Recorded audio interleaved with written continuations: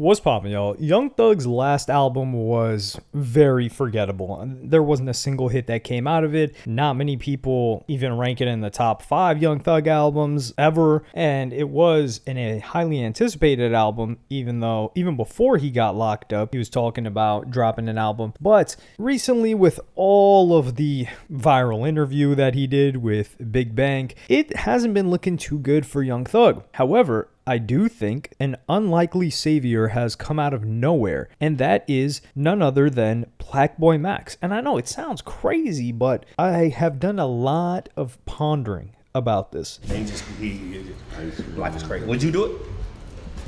Yeah, but I wanna, for me, I definitely want to dive deeper into fashion before I would even think about doing something like that, if that makes sense. Because how I really am with clothes, I just really buy shit, get shit, and wear shit if I just like it. Like, I'm not so much into knowing the history of brands and shit. I feel like I should know that type of stuff before I go getting deep into fashion.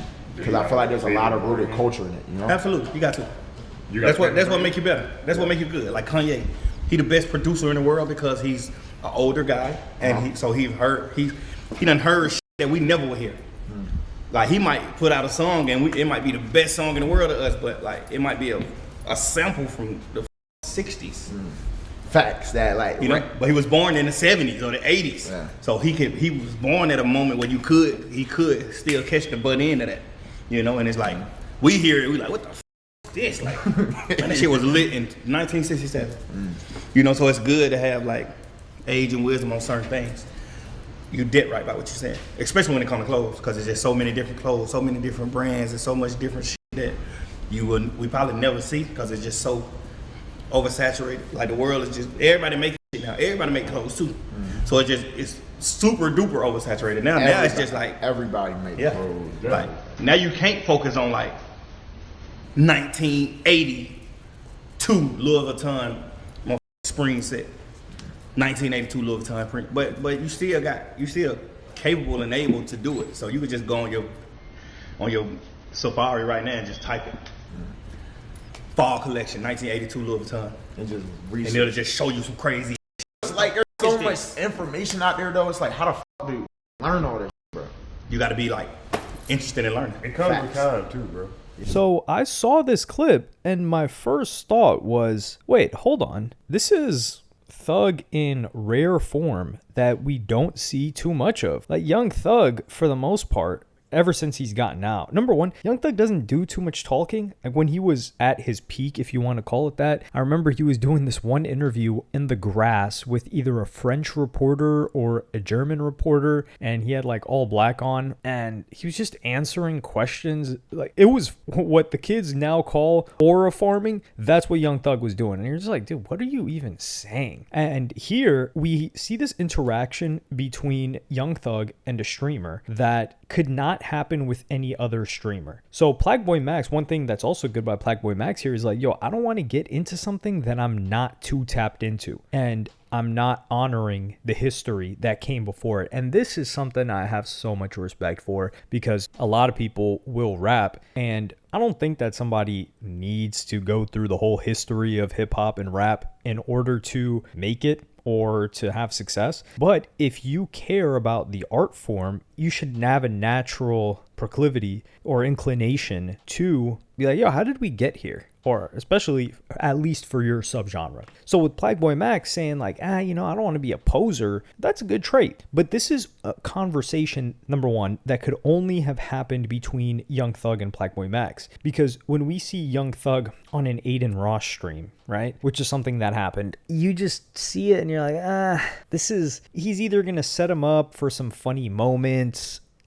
Aiden Ross isn't a music guy like that. He's not a culture guy like that. He's not a fashion guy like that. So the conversations that they could have, it's not the same. Now, if you have Young Thug so he might come in on the defensive because of Aiden Ross potentially doing some zesty stuff too. But then who in hip hop would give a good conversation with Young Thug? It would be potentially, let's say, academics, right? Somebody that's tapped into his career, that is to a certain extent a music guy, definitely of Young Thug's music. But Young Thug can't really do that because it would be too adversarial. Like, you know, Young Thug's going to ask him about things that he's been hypocritical about, and Young Thug would not come out of that looking great. So we've got two streamers that Young Thug would have potentially done something. I don't know about academics. But then the other option that Young Thug opted to do is like a big bank type situation where the guy kind of made you look like a fool unintentionally, even though he's your man's, and he was trying to help you and give you a softball interview, which is also something that we don't want to see.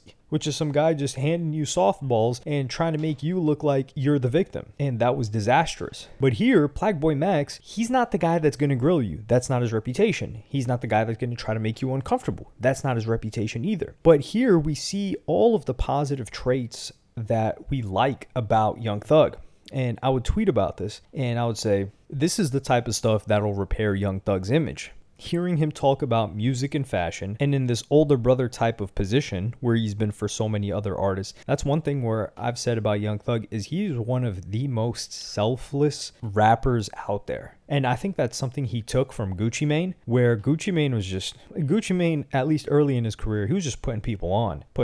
He was signing a ton of people, but at the point when Gucci Mane had his most influence, or the highest influence, you could call it that, like between 2010 to 2015 or so, he was putting a lot of people on, Young Thug being one of them, and Young Thug paid that forward. And it was also T.I. T.I. was heavy on putting people on too. I mean, dog, T.I. put on a white female rapper from Australia and had her hitting the top of the Billboard. Do you realize a white female rapper never succeeds? Ever. You've got Iggy Azalea and that's it. And of course, you have all the other people T.I. helped. So Young Thug's helped so many people. And here you see him kind of playing that role with Plagueboy Max. You know, just the style of music that Plagueboy Max makes. He was inspired by Young Thug. And him trying to satisfy the streets and who's snitching and who's not, it was a disaster. And he needs to let that go. I'm not saying that he needs to let go of being a gangster or whatever. I mean, his probation officer is definitely saying that. But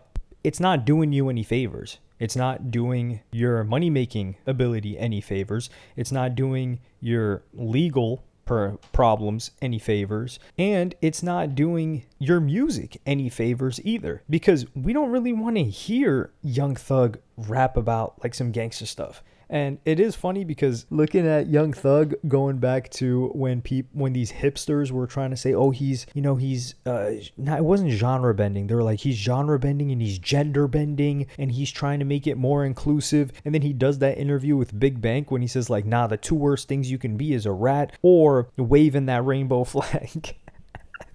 So it was just so funny seeing people try to intellectualize Young Thug just doing obvious attention-seeking behavior, which worked for him. And I think when Young Thug saw Plagueboy Max in that lace front and wearing that Celine jacket, he was like, yo, I think that helped push him over the edge and be like, yo, I want to link up with this guy. And that just goes to show everybody clowned Plagueboy Max for wearing that lace front the first time when he went on the Summer Smash set. Now, the stream could have been in the works for a long time because he did like an in the booth with one of Young Thug's artists and he brought out that artist on the stage at Summer Smash. But regardless, the point is, me as somebody who I'm like patient zero here, I was rocking with Young Thug earliest in his career, and we knew the blood thing was going on, but that wasn't why you listened to Young Thug. And then it really died off with him getting out of jail and waiting so long and not getting anything, but him trying to push the whole snitching thing. And then after the video comes out of him talking for 2 hours, me as somebody that has supported Young Thug or enjoyed his music from the beginning and throughout the entire career, ups and downs, I got the ick, dog. I got the ick. I was like, I don't want to hear this guy talk about this stuff. This is hypocritical. This is whack. Frankly, I don't want to hear from him. I also do think that if he lost a lot of weight, he'd be swagged out more because Young Thug hasn't been fly in God knows how long, and it's because he can't get fly because none of the clothes that he used to wear fit him anymore, or none of the clothes that he wants to wear fit him anymore, and him trying to squeeze into them, it just doesn't look right. Let's just keep it at that. So for me to watch these clips and see the interaction with Plague Max, and I'm developing a more favorable opinion towards Young Thug again, that means that other people that were in the same boat, or maybe even started listening to Young Thug later, are inclined to have the same opinion. And there's another moment in Plague Max's stream when he pulls out these double cups. This is not syrup. This is regular soda. I just like to drink 2 cups because I used to drink syrup so much, and then now I'm on probation, so I can't drink it. So you just used But to people it be type seeing shit, me with 2 cups now, and they be like, "Oh my God, he's violating probation. He's drinking syrup." This Like, is not. not doing that, gang. I am not going to jail about no syrup. If Mountain- I go to jail, it's gonna be because It's Mountain Dew. something really crazy happened, and I had to. Something crazier had to happen, you know. Other than that, this is regular soda. Once again, you know. Is that for the ice, the 2 cups? So it don't melt? Nah, it ain't no ice. Now that's science. It just like make me feel like I'm sipping syrup. It make you feel good type. Yeah, 2 cups. Like, yeah, I got 2 cups. You know? Nah, that makes sense though, bro. Yeah. So this was funny. And it was great because Young Thug's giving you a little bit of information about him, but not too much. I know some people were saying like, yo, we wish this wasn't in the booth. No. We do not want to see the process, the way the magic is created for somebody like Young Thug. It's a give and a take. And Young Thug, he needs to give a little bit more, especially after he was doing all that talking about ratting and all that. And Gunna should be known as the example of somebody that doesn't need to rap anymore about any type of gangsta stuff, and he's still killing it. He's just rapping about that get fly stuff, and Young Thug has been known to get flyer than Gunna. If Young Thug got in good shape and got back fly and was just making fly music, I think that's the best thing that could happen to him. But here, number one, the biggest crime that he's committing right here is like Young Thug, he's chunky Thug right now.